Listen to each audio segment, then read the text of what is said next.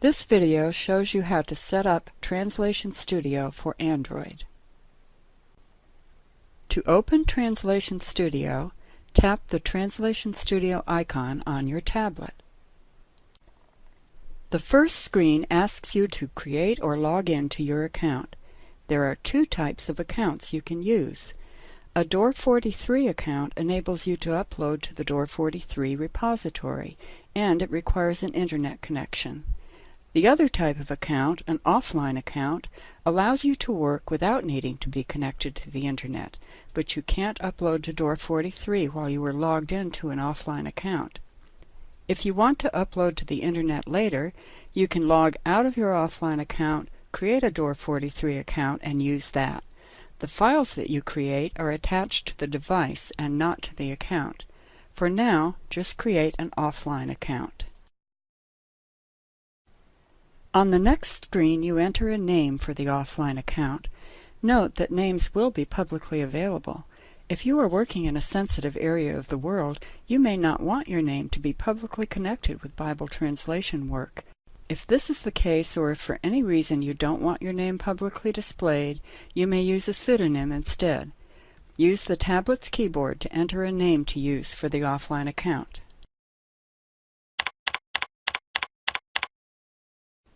And then tap Continue.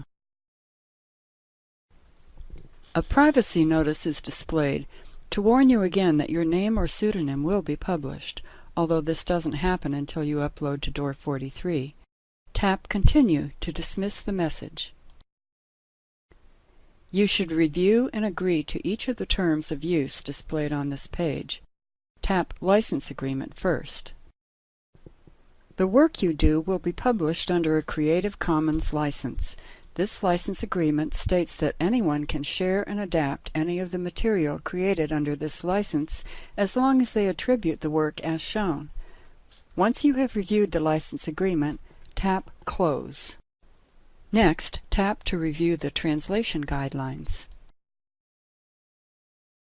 Swipe up to scroll the screen. When you have finished reviewing the translation guidelines, tap Close. Next, tap to review the Statement of Faith. Swipe up to scroll the screen. Ensure that you agree with all of the essential beliefs. Tap Close when you are finished. When you have read all of the terms of use and have no objections to any of them, tap I agree. Note that if you tap No Thanks, you will not be able to use Translation Studio. You will be returned to the user profile page to create or log in to an account. When you have successfully logged in, the first screen you see is the home page.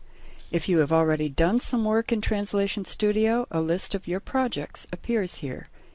When you first begin working, though, you have no projects, so you see a welcome message on the home screen. The home screen also has at the top right your username and a logout button, and in the bottom left there is a three-dot icon that opens the Options menu. Tap the three-dot icon. The Options menu contains several choices. Tap Settings to open the Settings window. The Settings window has 4 categories of settings that you can look at or change.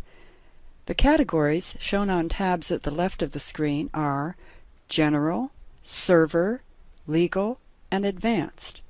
The settings on the General tab are shown at the right. These settings enable you to change the fonts of the translated text or the source text. You can also set a device name for your tablet, which is a good idea if you are going to share your work with another tablet. To change the device name, tap into the Device Name field.